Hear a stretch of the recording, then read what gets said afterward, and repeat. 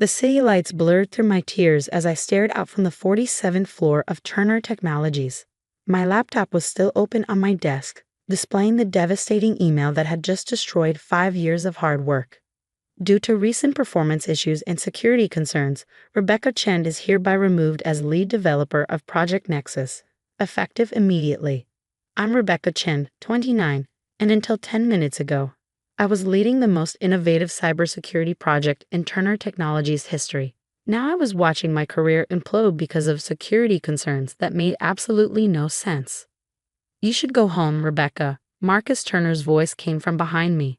My boss, no, my former boss, stood in my office doorway, his perfectly tailored suit and carefully styled gray hair a stark contrast to my disheveled appearance. It will pack up your things. Standard procedure for security risks. The smirk in his voice made my hands curl into fists. We both know I'm not a security risk, Marcus. What's really going on? He stepped into my office, closing the door. The artificial sympathy on his face made my skin crawl. The evidence speaks for itself. Multiple security breaches traced to your access codes. Classified project details leaked to competitors. The board had no choice. That's impossible, I protested. I wrote half the security protocols myself. I would never. And yet, he interrupted smoothly, here we are. It's unfortunate, really. Such a promising career. He shook his head with mock sadness. At least you'll have more time with your father now. How is his treatment going? The casual mention of my dad's cancer made my blood run cold. Marcus knew I'd taken this project partly because the higher salary would help with dad's mounting medical bills. He'd even seemed supportive at first, fast-tracking my promotion to project lead 8 months ago. Now I wondered if he planned this all along. You know what's really unfortunate, Marcus? I kept my voice steady as I gathered my personal items. How the project started having problems right after you lost the promotion to CTO.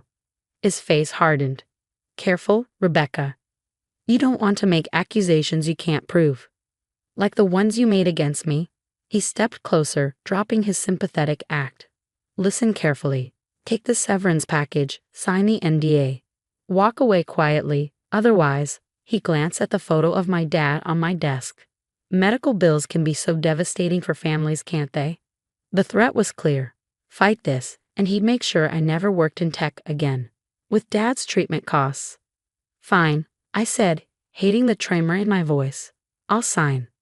Smart girl. He headed for the door, then paused. Oh, and the board meeting tomorrow? Don't bother coming. We'll inform the team about your unfortunate departure. After he left, I sank into my chair, mind racing. The security breaches had to be faked. I'd have noticed any real ones. But proving that, my phone buzzed. A text from Lisa, my best friend since college and Turner Technologies head of its security. Server room. Now, don't let anyone see you. I grabbed my bag, heart pounding. The floor was mostly empty at this hour, just a few developers pulling late nights.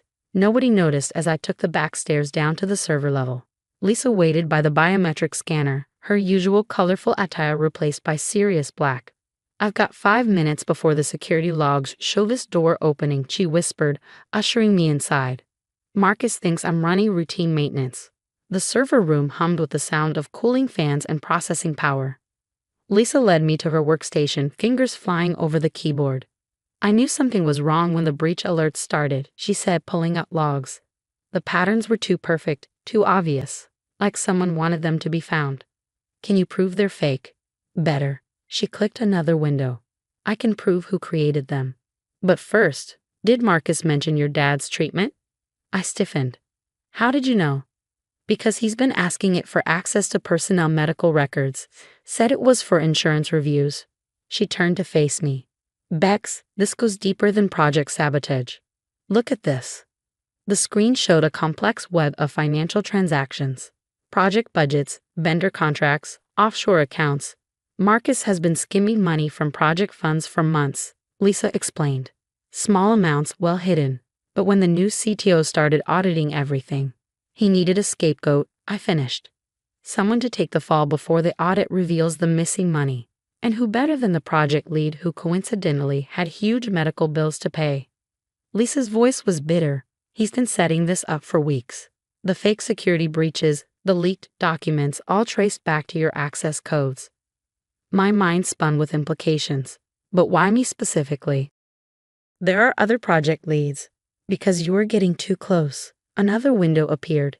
Emails I'd sent questioning certain budget discrepancies. These never reached the CTO.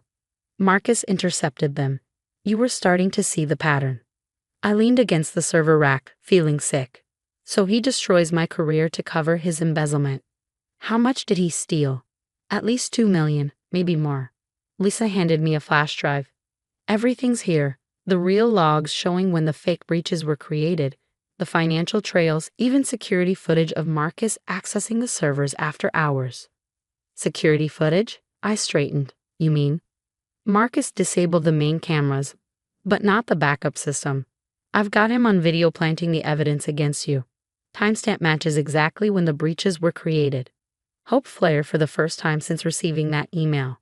Lisa, this is career ending for him. Oh yeah.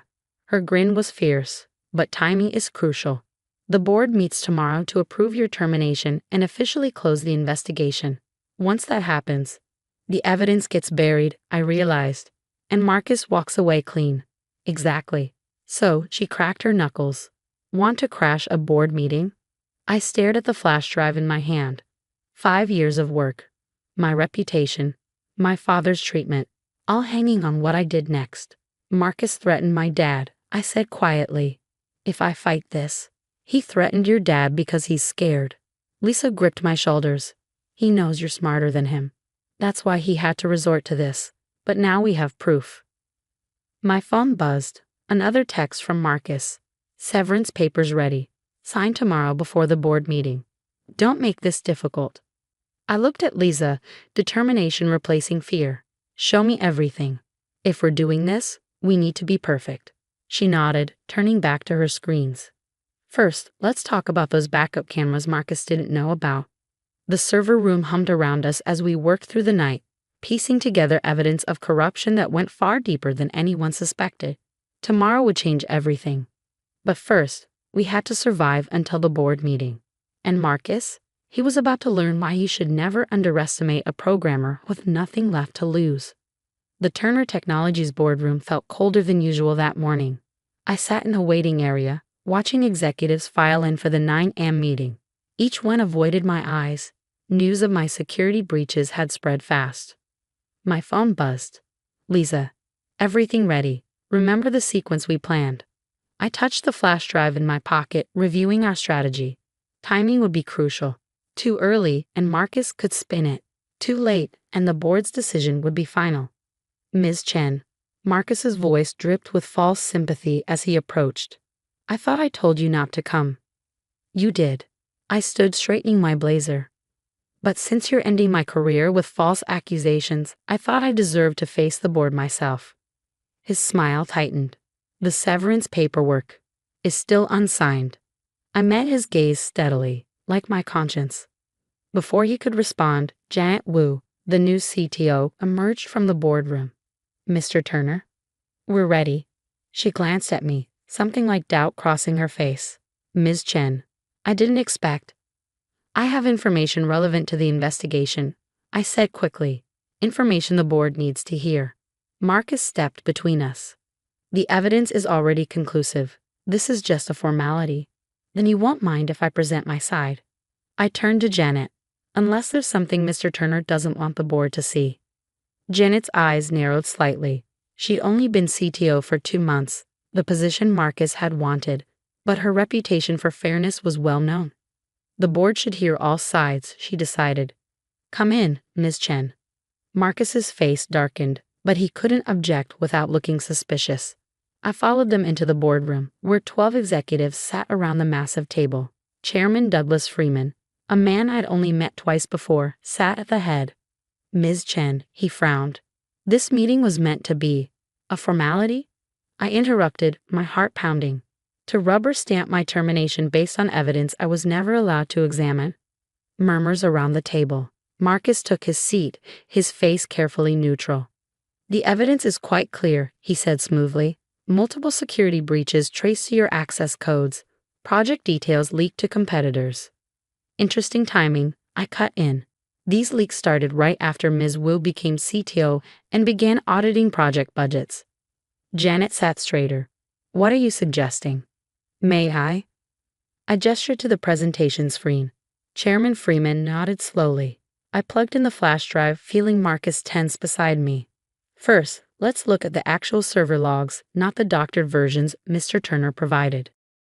The real logs appeared on screen, showing access timestamps that didn't match the official record. I heard sharp intakes of breath around the table. These logs show the security breaches were created after hours, using an admin override. I clicked to the next screen. An override traced to this terminal. Security footage filled the screen. Crystal clear video of Marcus entering the server room at 11:42 p.m., 3 weeks ago. We watched in silence as he logged into my terminal, fingers flying over the keyboard. Impossible. Marcus stood abruptly. The security cameras were disabled. I smiled grimly. Only the main system. You missed the backup cameras it installed last month. More footage played. Marcus accessing financial records, creating false breach alerts, planting evidence. With each scanning frame, his face grew paler. And here's why. I switched to the financial data Lisa had uncovered. $2 million, siphoned from project budgets over 6 months. Small amounts, well hidden, but leading to the same offshore accounts. The boardroom erupted in shocked voices. Chairman Freeman raised his hand for silence. These are serious accusations, Ms. Chen. Mr. Turner? Marcus had recovered some composure. Fabricated evidence. Ms. Chen clearly created this in retaliation. The timestamps are authenticated. Janet interrupted, examining the logs. And these financial discrepancies, they match irregularities I've been investigating. There's more, I said quietly, pulling out a final document. Mr. Turner has been accessing confidential personnel files, specifically medical records of employees with high healthcare costs. I looked directly at Marcus. He needed someone with a plausible motive for stealing money. Someone like me, with a father fighting cancer. The silence was deafening. Marcus looked around the table, finding no allies in the shocked faces of his colleagues. This is absurd, he tried again. You can't possibly believe. The FBI already does. Lisa's voice came from the doorway. She entered, followed by 2 men in suits who definitely weren't executives. Special Agent Roberts. One introduced himself, showing his badge. Mr. Turner, we'd like to discuss some irregular financial transactions. What happened next was almost cinematic. Marcus bolted for the second door, only to find 2 more agents waiting. Within minutes, he was being led out in handcuffs, his carefully constructed world crumbling around him. Ms. Chen, Chairman Freeman's voice was grave. It seems we owe you an apology. The next few hours were a blur of statements, evidence turnovers, and revelations. The fraud went deeper than even Lisa and I had discovered. Marcus had been stealing from multiple projects, using blackmail and manipulation to cover his tracks. By evening, I was back in my office, watching it restore my access credentials. My termination had been rescinded, with a formal apology and a substantial editor-in-judgment compensation package. So Lisa perched on my desk, grinning. Bad day? I laughed for the first time in what felt like weeks. Just another Tuesday in corporate America, Ms. Chen. Janet Wu stood in my doorway. Do you have a moment? Lisa squeezed my shoulder and left us alone. Janet closed the door, looking uncharacteristically uncertain. I should have questioned the evidence more thoroughly, she began. As CTO. You were new to the role, I interrupted. Marcus took advantage of that. She nodded slowly. Well, I have a proposition for you. We need a new head of cybersecurity, someone who can prevent something like this from happening again. I blinked. You're offering a promotion. Substantial raise. Direct report to me, she smiled slightly. Unless you're too busy with Project Nexus? I thought about Dad's medical bills, about the stress of the past months. Can I think about it? Take the weekend. But Ms. Chen, her eyes were serious. We need people like you. People who fight for the truth, no matter the cost. After she left, I sat in my office, watching the city lights come on. My phone buzzed. A text from Dad. Everything okay? You missed our daily call. I smiled, typing back. Everything's great. Actually, can I come over? I have news. Later that night, sitting in Dad's hospital room, Sharing celebratory contraband ice cream, I told him everything. About Marcus's fraud, the evidence, the promotion offer. "I'm proud of you, Butterfly," he said, using his old nickname for me. "But weren't you scared?" I thought about those dark hours in the server room, about facing Marcus and the board. Terrified. "But you taught me something, remember? When Mom died?" He nodded, understanding in his eyes. The truth always comes out. It's just a matter of who's brave enough to tell it. 3 months later, I stood in my new office, head of cybersecurity, with a view of the city I'd once cried over. Lisa had been promoted too, now leading Project Nexus. We'd implemented new security protocols, ensuring no one could ever repeat Marcus's scheme. The investigation revealed over 20 employees he tried to blackmail using medical records. The company established a healthcare fund in response, ensuring no one would ever have to choose between treatment and integrity. Dad's doctors were optimistic about his latest scan. The promotion meant I could afford a new treatment protocol, one showing promising results. Marcus pleaded guilty to multiple federal charges. Sometimes I saw his wife in the hospital. Their son had leukemia, which explained his desperate grab for money. I still couldn't forgive him, but I could understand the fear that drove him. The backup cameras that caught him. They were my design, implemented months before as part of Project Nexus. He never knew that his own greed for the project he tried to sabotage would be his undoing. My new team hung a sign in our office. "The truth always comes out." It's become our unofficial motto, a reminder that in cybersecurity, like in life, integrity matters more than anything.